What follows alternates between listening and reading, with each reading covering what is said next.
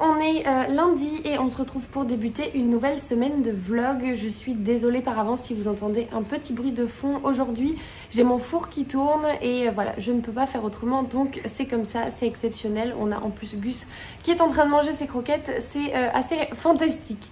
Bref, dans le vlog précédent, je vous parlais du Noël que j'ai fait avec mes deux meilleures amies ce week-end à Bordeaux et je vous avais promis de vous parler de mes cadeaux livresques. C'est donc ce qu'on va commencer par faire puisqu'elles m'ont offert 4 livres.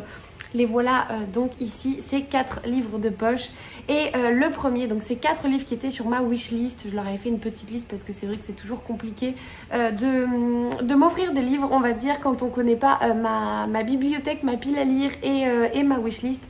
Donc je leur avais un petit peu simplifié la tâche et finalement c'est pas mal parce que ça évite les doublons et ça fait des cadeaux qui font vraiment plaisir, on va dire.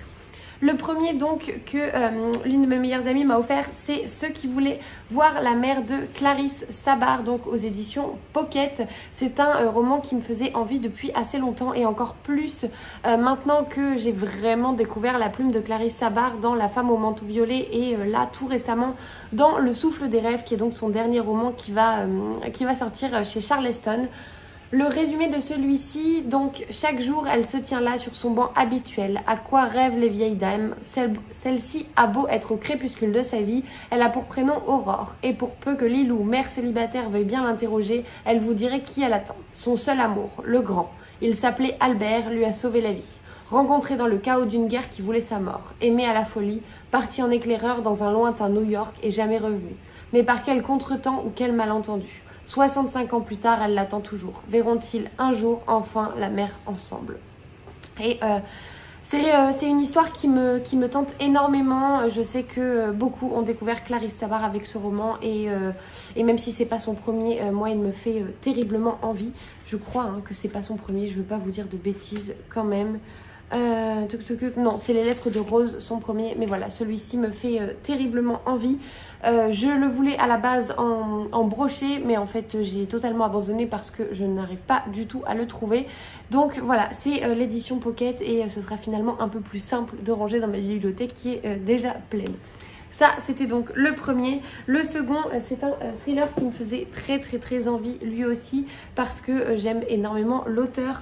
C'est Rêver de Franck Tillier, donc pareil aux éditions Pocket, qui est un peu plus gros. Vous aviez été très nombreuses et nombreux à m'en parler, notamment en commentaire de vidéos. À chaque fois que j'aborde Franck Tillier, c'est souvent celui que vous citez, celui-ci et Puzzle, il me semble, Puzzle du coup que j'ai lu et que j'ai adoré. Donc voilà, celui-ci me faisait très envie. On suit donc une psychologue réputée pour son expertise dans les affaires criminelles. Abigail souffre d'une narcolepsie sévère qui lui fait confondre le rêve avec la réalité. De nombreux mystères planent autour de la jeune femme, notamment concernant l'accident qui a coûté la vie à son père et à sa fille, et dont elle est miraculeusement sortie indemne. L'affaire de la disparition d'enfants sur laquelle elle travaille brouille ses derniers repères et fait bientôt basculer sa vie dans un cauchemar éveillé. Dans cette enquête, il y a une proie et un prédateur, elle-même. Voilà, le résumé est assez flou, c'est toujours ce que j'aime assez dans les Tillier et ce côté voilà rêve-réalité où on est un peu entre deux. Ça me rappelle dans la narration, on va dire, ou en tout cas sur le principe, un peu puzzle où on est entre le jeu et la réalité et finalement on a du mal à différencier les deux. J'aime beaucoup ce genre de thématique qu'aborde à chaque fois Franck Tillier où il y a très souvent des questions d'amnésie. En tout cas sur ceux que j'ai pu lire précédemment, il y a toujours quelque chose d'assez psychologique, d'assez même en termes de... C'est pas de la psychiatrie, alors je saurais pas utiliser les bons mots, mais on est toujours un petit peu dans le cerveau de nos personnages.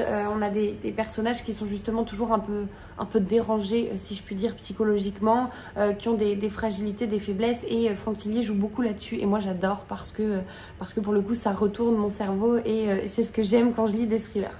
Donc voilà, il me fait très envie et je vous en reparlerai quand je le découvrirai. Ensuite, les deux autres, ce sont des romans qui n'ont rien à voir.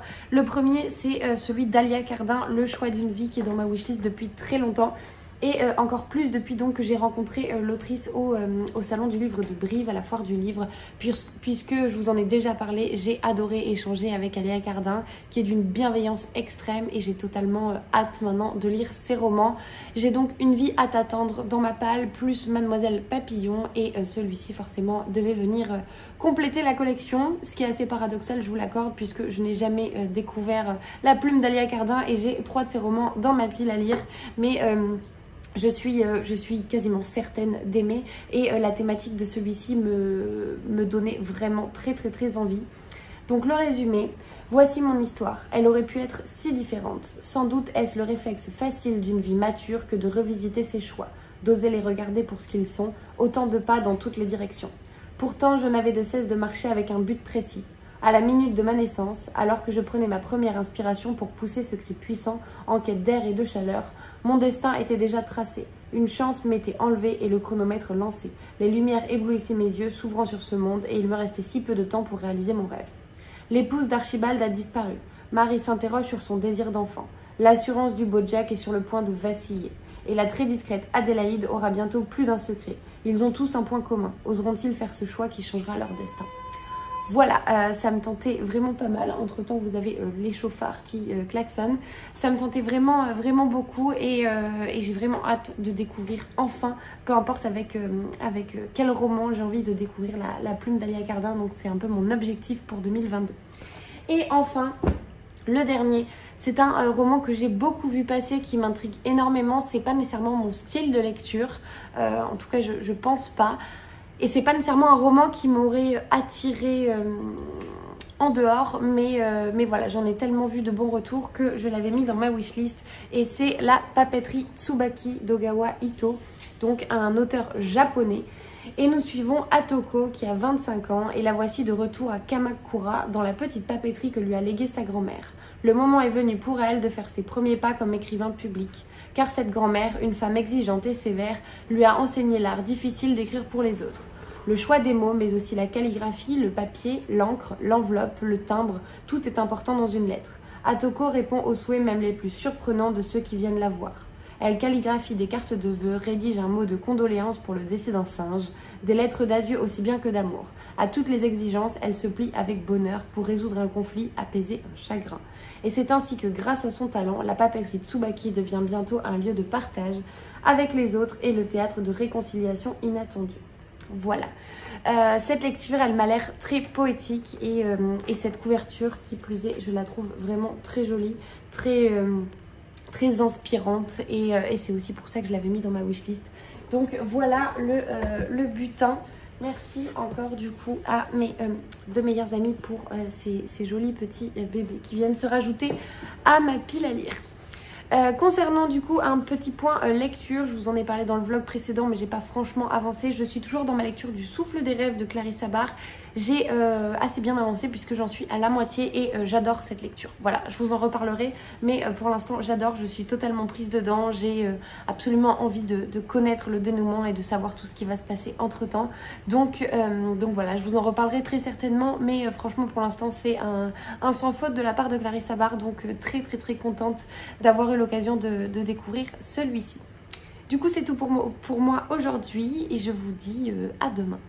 Hello, on est mardi et je vous prends non pas pour vous parler de livres, mais pour vous parler d'un colis que j'ai reçu. C'est une marque dont je vous ai régulièrement parlé dans ces vlogs, vous l'avez remarqué, et je pense que vous allez très vite le voir venir. Je porte beaucoup de bijoux, j'ai toujours pas mal de bagues, pas mal de colliers aussi. Bon là ils sont un peu tout emmêlés, mais pas mal de colliers, de bracelets, etc.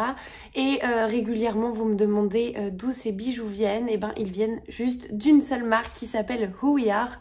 J'ai déjà présenté certains des bijoux que je porte dans les vlogs, même si bien évidemment c'est pas l'objet de ces vlogs, on est là pour parler de lecture, mais je me dis que de temps en temps ça peut être pas mal aussi d'alterner avec d'autres contenus, surtout quand c'est pour vous parler de jolies marques comme celle-ci, puisque We Are, alors je vous épargne le Laus, j'en ai déjà beaucoup parlé, mais c'est une marque française qui fait des produits, de jolis bijoux en argent et en plaques et or. C'est des bijoux qui résistent à la vie, qui résistent à l'eau, et qu'on peut porter tout le temps. La preuve, je n'enlève jamais les miens, je dors avec. je me douche avec, je vais me baigner à l'océan avec et ils n'ont pas bougé depuis quelques temps maintenant que je les ai. Voilà, c'est dit. Du coup, j'ai reçu une jolie commande donc qui me vient de chez We Are. J'ai simplement pré-ouvert l'enveloppe, mais j'ai pas encore regardé ce qu'il y avait dedans. Et j'ai choisi plusieurs jolis bijoux, notamment il y a des bracelets et je crois qu'il y a une bague dans mon souvenir. Donc je vais vous montrer tout ça. Déjà quand on ouvre le packaging, c'est hyper mignon. On a deux jolies boîtes hop, comme ça. Et donc dans la première, forcément, on a le petit sachet. C'est toujours emballé avec beaucoup de soin et c'est des emballages en plus qu'on peut réutiliser. Donc ce qui est quand même pas mal. Et du coup, donc là, dans celui-ci, il y a deux bracelets. Le premier, alors je vais vous l'enlever du sachet plastique quand même. Je suis trop contente puisque du coup, moi je porte des bijoux blancs. On a deux pierres en nacre et en labradorite, si je vous dis pas de bêtises. Et du coup, j'ai choisi ce joli petit bracelet avec, qui du coup est blanc et doré, que je mettrai juste après. Je vous montrerai ce que ça donne. Et avec, j'en ai choisi un autre. Touc, touc, touc. Qui, lui, celui-ci, a pas mal de petites pampilles qui pendent. Et pareil, il est doré. Voilà, ça c'était le premier. Le deuxième, du coup... je crois qu'il y a encore un bracelet parce que oui, j'ai décidé de refaire totalement mon stock de bracelets. Alors, le premier, la première, c'est une bague. Je voulais une bague toute fine pour mettre sur cette main et venir compléter avec ce doigt-là. Et donc voilà, voilà ce que ça donne. Je suis méga contente. Elle est super discrète et voilà. C'est plutôt cool. Et le troisième bracelet, du coup... c'est encore une fois un bracelet doré, celui-ci avec des pampilles encore plus grosses. Je suis trop contente parce que du coup, c'est des bijoux de qualité. Alors, je crois que je vais être incapable de les mettre toute seule. Je vais être obligée d'attendre que mon chéri rentre pour le missionner. Là où je suis du coup hyper contente, c'est que cette marque donc reverse... je crois que c'est 50 centimes par commande à des associations. C'est vous qui choisissez l'association. On est très loin du dropshipping et de toutes ces mauvaises manœuvres, je trouve. Là, on est vraiment sur des bijoux fabriqués en France et à des prix qui sont franchement très abordables. Donc voilà, si vous avez besoin, je sais que Noël est passé, mais on fait des cadeaux toute l'année en soi. Si vous cherchez une idée cadeau pour offrir ou même, voilà, tout simplement pour vous, comme ça peut être mon cas, n'hésitez pas à penser du coup à We Are. Ils ont un site, je vous mettrai tout du coup dans la description. Et surtout, vous avez un code promo que je vais vous mettre juste ici. Hop, hop, hop, et cette fois-ci, je ne l'oublierai pas. Et je vous le remettrai bien évidemment dans la description. C'est vraiment une jolie marque. Moi, j'en suis vraiment très contente. Sinon, je vous en parlerai pas autant, tout simplement. J'ai toujours refusé tout ce qui était partenariat qui n'ont rien à voir avec les livres. Et là, We Are, c'est vraiment différent parce que j'adore cette marque, parce que j'aime aussi énormément Gabrielle avec qui je communique. Et voilà, franchement, c'est un plaisir. Les bijoux sont vraiment très jolis, très mignons. La preuve, voilà, cette bague que je porte tout le temps, elle vient de chez eux. Celle-ci également. Et du coup, on rajoute celle-là. J'ai un autre bracelet. Alors, je sais pas si je le porte aujourd'hui. Mais franchement, voilà, j'en suis plus que ravie. Et voilà. Je m'arrête du coup là-dessus parce que l'objectif, c'est pas de vous en parler pendant 115 ans. Je suis quand même là pour vous parler de lecture avant tout. Mais voilà, je voulais faire un petit aparté. Et franchement, n'hésitez pas. Voilà, c'est tout. Sinon, pour vous faire un petit update lecture, je suis toujours dans la lecture du Souffle des rêves de Clarissa Bach. J'adore cette lecture, même si j'avance comme un escargot. J'ai beaucoup avancé ce week-end, mais je crois que je vous l'ai déjà dit. Et voilà, donc là, je viens de terminer ma journée, il est 17h30 et j'ai décidé de me faire plaisir. Je vais aller en librairie. Je ne suis toujours pas allée en librairie depuis que je suis à Paris. Vous entendez Gus qui miaule après les oiseaux. Je ne suis toujours pas allée en librairie depuis que je suis à Paris, donc ça fait 3 semaines maintenant. Je trouve que j'ai quand même résisté assez longtemps et là j'ai envie de me faire plaisir, donc je vais aller faire un tour chez Gibert. C'est pas très loin de chez moi et je me dis qu'on limite un peu la casse parce que ils font de l'occasion aussi, en plus du neuf. Donc voilà, je vais aller faire un tour et puis si jamais je craque, je vous montrerai ce que j'aurai acheté. Mais pour l'instant, j'ai juste besoin de m'aérer un petit peu la tête et puis de sortir prendre l'air. Voilà, je vous reprends demain. Bon, du coup, voilà ce que ça donne en accumulation. C'est les 3 premiers, donc pas celui qui a la pierre bleue, mais les 3 autres que je viens de mettre. Et voilà, en gros, quand ils sont tous ensemble, ce que ça donne. Je sais pas encore si je vais les laisser comme ça ou si je vais en mettre de l'autre côté. Vous avez vu sur mes superbes charentaises et sur Gus aussi.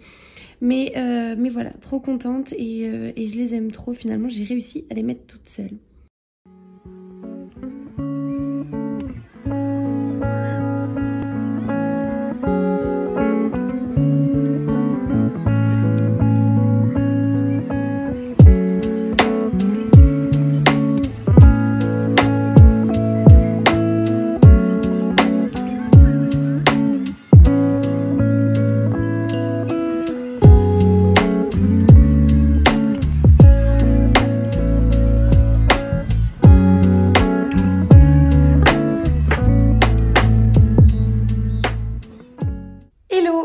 Jeudi soir et je vous prends, j'ai 1 milliard de choses à vous raconter. Déjà je suis calée sur une grosse pile de livres, donc j'ai pas mal de choses dont je voulais vous parler.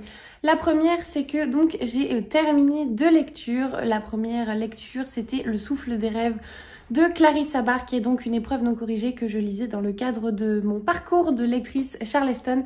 Et franchement, cette lecture, ça a été un coup de cœur. J'avais déjà adoré La femme au manteau violet dont je vous ai parlé il y a quelques temps. Je l'ai lu il y a quelques mois, je dirais. Je crois que c'était en décembre. Donc non, en fait, c'était le mois dernier. Et franchement, j'avais adoré cette lecture. J'avais adoré découvrir vraiment la plume de Clarisse Sabar en dehors des romances de Noël qu'elle peut écrire. Et j'avais vraiment beaucoup aimé cette histoire. On était à mi-chemin entre New York et la France, avec un secret de famille, avec une plongée dans le passé. Et vraiment, j'avais passé un très agréable moment. Mais je vous invite à aller voir le vlog. J'essaierai de vous retrouver le vlog en question où j'en parlais parce que franchement, j'avais adoré cette lecture. Le souffle des rêves, donc je vous la fais courte, je vous en parlerai mieux quand il sortira vraiment. Mais on est un petit peu dans la même veine que La femme au manteau violet, mais pour moi, il est encore mieux. En tout cas, je l'ai préféré. Je l'ai vraiment adoré. J'avais pas du tout envie de quitter ces personnages, ni de quitter cette atmosphère. Pour vous donner quelques petits mots-clés, je vais dire Irlande, New York aussi, un petit peu. Et voilà, secret de famille, je peux même... non, j'avais un autre mot-clé, mais je pense qu'il y aura un petit peu trop de spoil. Voilà, on est à mi-chemin entre donc l'Irlande et les États-Unis sur une histoire de famille, sur une alternance passé-présent, bien sûr, comme dans beaucoup de romans édités par Charleston et puis de Clarisse Sabar aussi. Mais cette alternance passé-présent, je la trouve très fluide parce que, et je vous le dévoile pas, mais on a un moyen de relier le passé au présent qui est très réel en fait, tout simplement. Et donc le passé prend toute sa place dans le présent et je trouve que ça mêle à merveille du coup cette façon de raconter l'histoire. Voilà, je vous en parle pas plus, je garde un petit peu de suspense, mais franchement, coup de cœur. Donc notez la date, je crois qu'il sort le 22 mars, si je vous dis pas de bêtises. Peut-être que je ferai une petite correction si jamais c'est pas ça. Mais voilà, vraiment une super lecture que je vous recommande de vous procurer dès sa sortie, parce que franchement, vous serez pas déçus du tout. Ça, c'était la première chose. La deuxième, c'est que j'ai terminé ma lecture audio de La bibliothèque de minuit. Et là aussi, on est sur un coup de cœur. J'ai adoré cette lecture, je l'ai dévorée. J'ai commencé à l'écouter en audio il y a très peu de temps. Je crois que je vous en parle au début de ce vlog ou à la fin de l'autre vlog, je sais plus, du vlog précédent. Et vraiment, je l'ai dévoré. Il se lit ou il s'écoute même, puisque donc je l'ai écouté sur Audible à une vitesse folle. La narratrice a une voix tellement douce que ça rend presque poétique cette histoire. Pour vous en parler un peu mieux, donc on suit Nora qui a 35 ans, qui a l'impression d'avoir tout raté dans sa vie, qui est en dépression concrètement et qui envisage même de mettre fin à ses jours. Et Nora, par le hasard de la vie, si je puis dire, va découvrir la bibliothèque de minuit, qui est un endroit entre rêve et réalité, si je puis dire, où on a le pouvoir de visionner tous les regrets que l'on peut avoir, qu'on a pu accumuler dans sa vie, et surtout de voir ce que sa vie serait si elle avait fait d'autres choix. Et donc Nora va être confrontée à ça, elle va pouvoir essayer de réparer entre guillemets des erreurs qu'elle a pu faire dans le passé ou de tester les vies qu'elle aurait pu avoir si elle avait fait des choix différents. Et ce roman, il est plein de surprises, il est vraiment... il est très beau, il résonne particulièrement en moi. Non pas que je sois en dépression et que j'envisage de mettre fin à mes jours, pas du tout, mais ce roman il résonne en moi par rapport parfois à toutes les questions qu'on peut se poser, mais le commun des mortels hein, finalement, toutes les questions que l'on peut se poser, à savoir mais si je fais ça, il va se passer ça, mais aujourd'hui je suis triste, est-ce que c'est peut-être parce que j'ai pas fait ce choix-là à tel moment, est-ce que j'ai pas pris les bonnes décisions, et voilà, il nous remet profondément en question là-dessus, sur aussi la quête du bonheur, finalement, qu'est-ce que c'est que d'avoir une vie heureuse, en quoi vraiment ça consiste, et est-ce qu'on est heureux tout le temps, est-ce que c'est normal ou pas normal de passer par des phases où ça va moins bien. Et voilà, ce roman il traite de tout ça, il traite très bien de tout ça, vraiment j'ai adoré la manière dont c'était abordé. On n'est pas du tout dans quelque chose de sombre, on est au contraire dans quelque chose de lumineux. On a le personnage de Nora qui est très attachant, vraiment moi je m'y suis beaucoup attachée, j'avais pas du tout envie de la quitter. Et voilà, je vous en dis pas plus, mais outre déjà cette couverture qui est vraiment magnifique, je trouve ils ont fait un super travail, les éditions Mazarine. Vraiment l'histoire, elle vaut le coup, elle vaut le détour, et franchement c'est une de mes plus belles lectures de ce début d'année. C'est pas très difficile, on est le 20 janvier, mais vraiment je pense qu'il va me marquer pendant un certain temps. Donc voilà, si vous avez l'occasion, franchement foncez, parce que c'est une très très belle découverte. Ça, donc c'était pour mes 2 updates lecture, et tenez-vous bien parce qu'on n'a pas du tout fini. Je suis allée en librairie donc mardi soir. Je crois que quand je vous ai quitté, d'ailleurs je vous en parlais, ou en tout cas je l'avais dans la tête si je vous en ai pas parlé.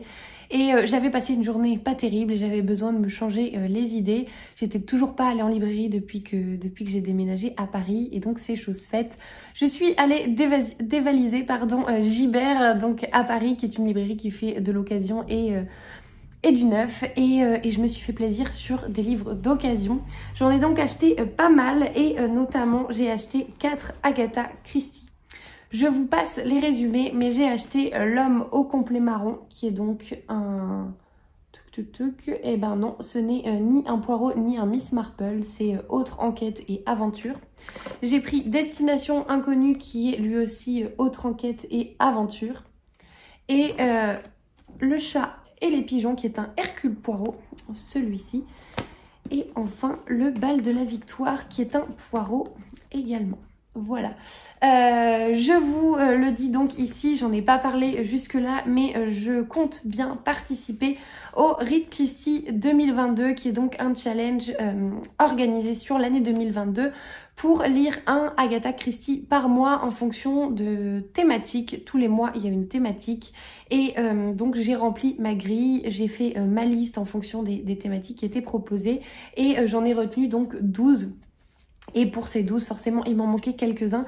Donc voici la raison pour laquelle j'ai craqué sur 4 Agatha Christie. J'ai essayé de faire pour les 8 autres avec des livres que j'avais dans ma palle. L'objectif n'étant pas d'acheter 12 Agatha Christie spécialement pour faire ce challenge. Mais voilà, j'en ai donc acheté 4, et je vais faire avec les 8 que j'avais dans ma palle. Tout simplement parce que donc je vous ai pas fait de vidéo spéciale résolution pour 2022, parce que déjà j'ai pas énormément de résolutions pour 2022, mais je me lance quand même un petit peu le challenge de lire davantage d'Agatha Christie.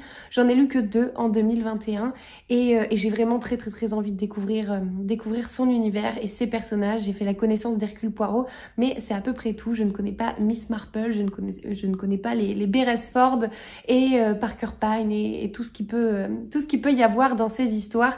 Et donc j'ai très hâte de découvrir la plume de la reine du crime. Donc je me lance ce challenge.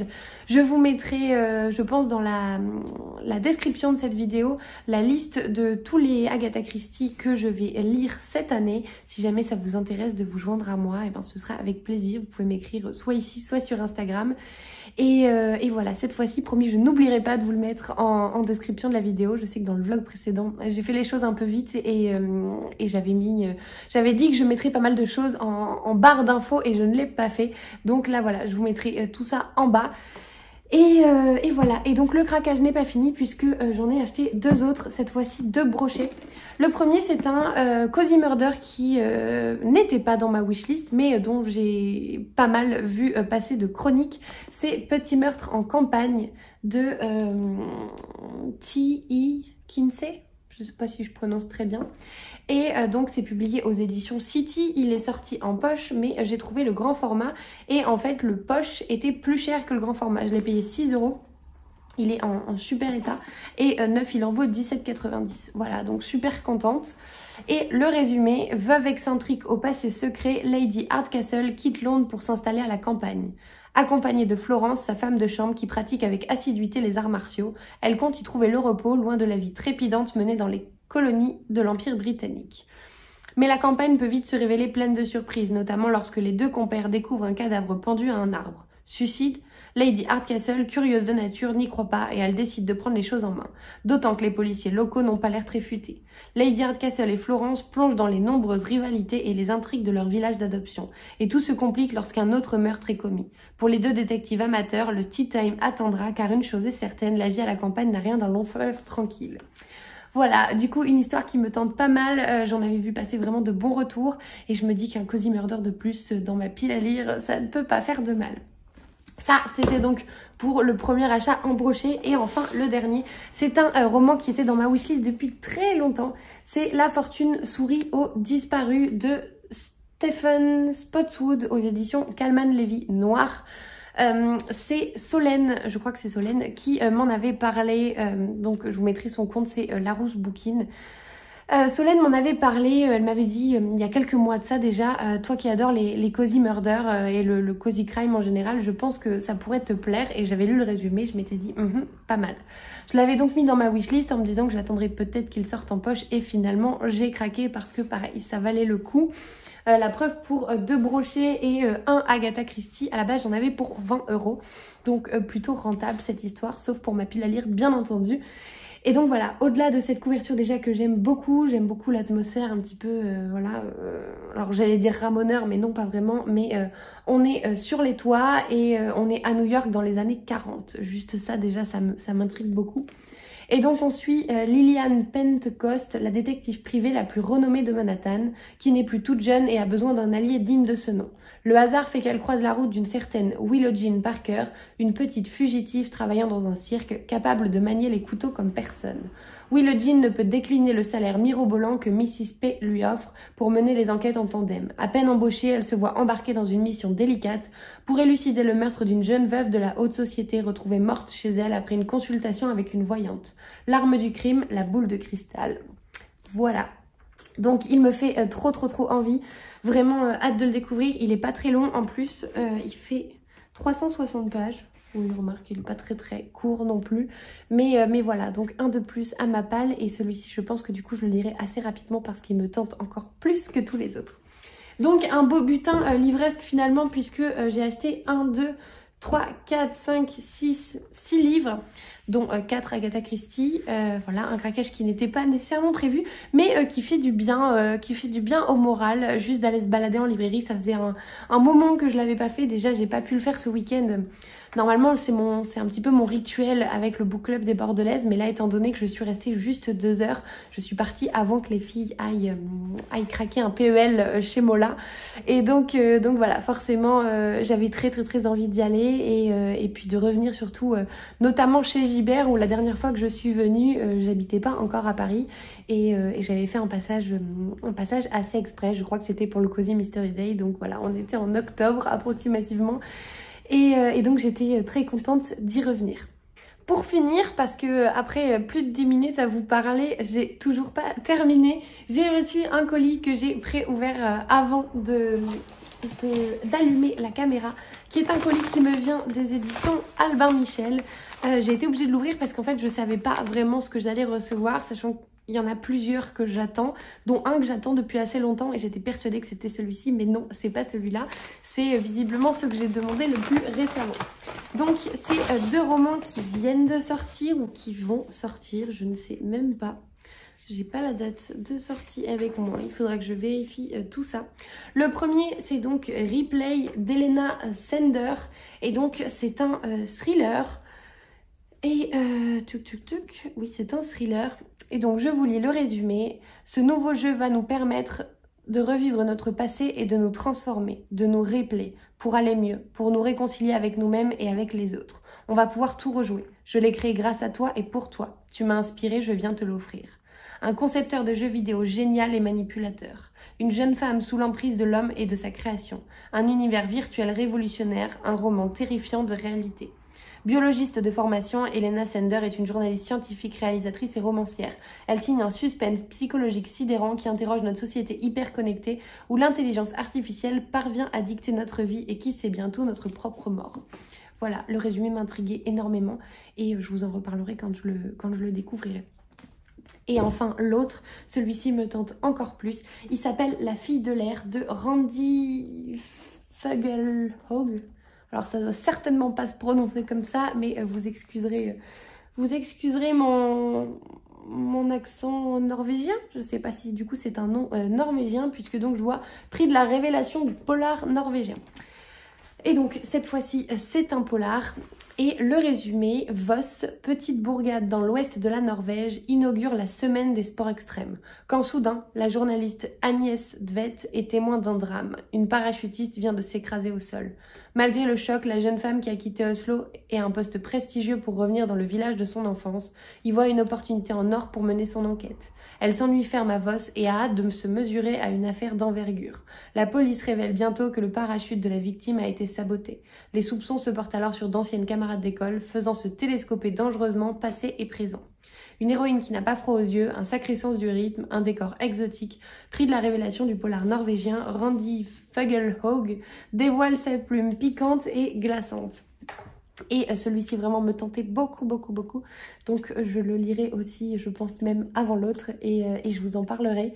J'aime trop, alors moi comme à chaque fois, j'enlève, alors je suis désolée madame, hein, mais j'enlève votre tête du bandeau parce que j'aime pas les bandeaux, mais trop contente, et en plus j'adore les Albin Michel comme ça qui n'ont pas la couverture papier supplémentaire. J'adore quand ils sont juste comme ça, là, tout simple. Et voilà, donc je trouve qu'en plus cette couverture ne fait pas du tout thriller. Et donc c'est un peu ça qui m'a intriguée aussi, c'est qu'en fait on est sur un polar, on est sur du suspense, mais la couverture n'est pas du tout parallèlement aussi sombre que celle-ci. Voilà, je vous en reparlerai donc très vite, mais merci à Albin Michel pour ces deux belles réceptions. C'est quand même deux beaux bébés puisque les deux font plus de 400 pages. Donc il y en a un, il fait 453 et l'autre 420, quelque chose comme ça.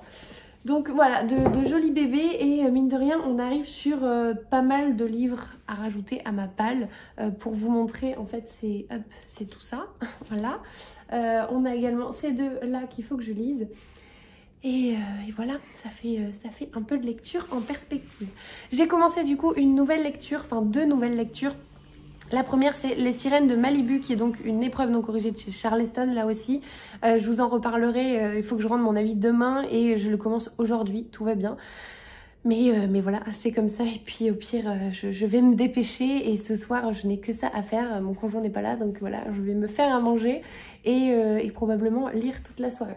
Et l'autre lecture que j'ai commencé en parallèle, c'est Mort sur le Transsibérien de C.J. Farrington aux éditions Hugo Thriller, que je vous ai présenté il y a peu de temps puisque je l'ai reçu, je crois, en décembre, si je ne vous dis pas de bêtises. Et donc là aussi, c'est un cozy mystery. Et nous sommes en Russie, nous suivons donc Olga Pouchkine. Alors le résumé est un peu alambiqué, je ne sais pas si je vais vraiment vous la faire comme ça. Mais nous suivons du coup Olga Pouchkine qui est cheminote. Elle gère dans une petite cahute la gare de son village en Russie. Je n'ai pas, je crois que c'est Rozlazny. Oui c'est ça, Rozlazny. Le nom donc de la ville dans laquelle elle est cheminote. Et Olga, elle vit dans un petit village avec un petit peu des clichés qu'on peut avoir sur les Russes. Elle a un père qui est assez porté sur la boisson, qui est plutôt ronchon, qui lui dit que elle est bonne à rien, qu'elle est grosse, qu'elle est moche. Bon voilà, bref, elle n'a pas une vie vraiment géniale. mais elle a le cœur sur la main et elle est toujours prête à aider ses amis, à aider ses connaissances. Et bon voilà, elle se contente un petit peu de sa vie, même si c'est pas nécessairement ce qu'elle aurait souhaité. Et sa vie va être un petit peu bouleversée le jour où un cadavre va être jeté du Transsibérien, donc le train qui passe devant sa petite cahute. Et voilà, et donc elle va décider d'enquêter. J'en suis absolument pas là dans l'enquête puisque donc je l'ai à peine commencé, mais c'est ce qui transparaissait de la 4e de couve et je vous en parlerai un peu mieux quand j'aurai avancé. Voilà le pitch. Pour l'instant j'aime beaucoup, alors je n'ai vraiment pas lu énormément, j'ai lu 45 pages, j'ai lu 3 chapitres je crois, ou 2 chapitres, mais ça se lit très bien, c'est assez agréable, on a pas mal de détails d'ambiance, on a pas mal de détails pour apprendre à connaître Olga, son caractère et les personnages qui l'entourent et je trouve ça assez sympa. Donc voilà, c'est le début, mais pour l'instant j'aime assez et puis j'aime aussi énormément cette jolie couverture qui est vraiment très hivernale et parfaite pour la saison. Ça y est, du coup j'ai enfin terminé pour aujourd'hui. Je pense que je vous ai jamais pris aussi longtemps, mais je suis contente parce que je me dis que ça y est, on va peut-être revenir sur des vlogs avec des formats un peu plus longs. Je sais que généralement c'est ce que vous préférez aussi et puis c'est pas mal pour moi parce que plus le vlog est long, plus ça veut dire que j'ai de choses à vous partager. Donc voilà, très contente et du coup je m'arrête là et je vous dis à demain.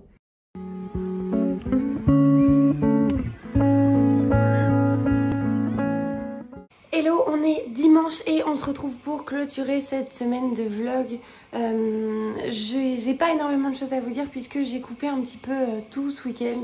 J'ai pas été très présente sur Insta, j'ai pas énormément lu. J'en ai profité pour me reposer et puis voilà, pour aller me balader et prendre un peu de temps loin des réseaux, c'est pas mal aussi. Donc voilà, forcément j'ai pas énormément avancé dans ma lecture. J'ai tout de même un peu avancé sur donc ma lecture de Mort sur le Transsibérien de C.J. Farrington puisque j'en suis page 173 sur 420.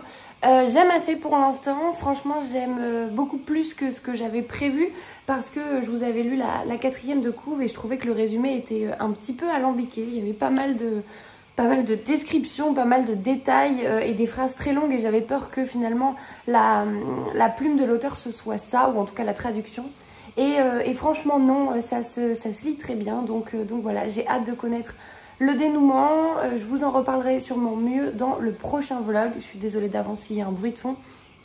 Et voilà, mais pour l'instant c'est une lecture assez sympa et je suis contente. J'ai lu entre temps, j'ai quand même pas mal avancé en fait finalement, L'épreuve non corrigée, les sirènes de Malibu, donc j'ai plus le nom de l'autrice. Je vous en reparlerai un peu mieux également à ce moment-là. Mais voilà, j'ai pas mal aimé cette lecture, même si, un peu comme pour Les héritières, en fait j'ai été un peu pressée par le temps. Par le délai en tout cas que j'avais pour le lire et rendre mon avis à Charleston, ce qui fait que je pense que je ne l'ai pas savouré peut-être comme j'aurais dû, mais bon bref, c'est pas bien grave. Je vous en reparlerai mieux du coup quand le roman sortira et que je le recevrai. Ce sera l'occasion de vous parler de la 4e de couve et puis de ce que j'en ai pensé aussi, mais c'était une très belle lecture et je suis vraiment hyper contente parce que pour l'instant sur le mois de janvier, en tout cas sur les 5 dernières lectures que j'ai faites, il n'y en a pas une que j'ai pas aimée. Vraiment c'était de très belles lectures, donc merci Charleston pour tout ça et bien entendu je vous tiendrai informée quand je les recevrai et que je pourrai vous en parler un petit peu mieux dans le cadre de leur sortie. De mon côté donc je vais aller faire 2-3 courses parce que voilà, on est dimanche et qu'il faut que j'en profite parce que c'est le week-end. Je vais ensuite me poser et lire. Mon objectif c'est d'avancer et pourquoi pas de terminer Mort sur le Transsibérien pour ensuite enchaîner avec une nouvelle épreuve non corrigée de chez Charleston qui sera la dernière pour l'instant. C'est le magasin des jouets cassés de Julien Rampin, mais pareil, je vous en parlerai mieux en temps voulu. Donc mon objectif c'est d'avancer à fond dans celui-là et de faire une sorte de dimanche un peu chill, de me faire un thé et puis de pas vraiment bouger de l'après-midi. Et voilà, je crois que ça fait du bien et en tout cas c'est un peu mon objectif avant de redémarrer une nouvelle semaine. De mon côté, donc je m'arrête ici. J'espère que vous avez passé un agréable moment en ma compagnie, que vous avez trouvé de nouvelles suggestions de lecture. Je vous mets comme à chaque fois tous les titres dont j'ai parlé dans la description de cette vidéo. Je vous mets également les liens vers les bijoux Ouillard dont je vous ai parlé également avec le code promo. Vous avez toutes les informations et cette fois-ci, promis, j'oublie pas de le faire. Et voilà, de toute façon, tout est à retrouver ici. Et si vous avez des questions, bien entendu, n'hésitez pas. Je suis disponible sur Insta et ici pour répondre à vos commentaires. N'hésitez pas à me dire si vous avez lu certains livres dont j'ai parlé dans cette vidéo. Et puis voilà, d'ici là, je vous souhaite de belles lectures, une belle semaine et je vous dis à la prochaine.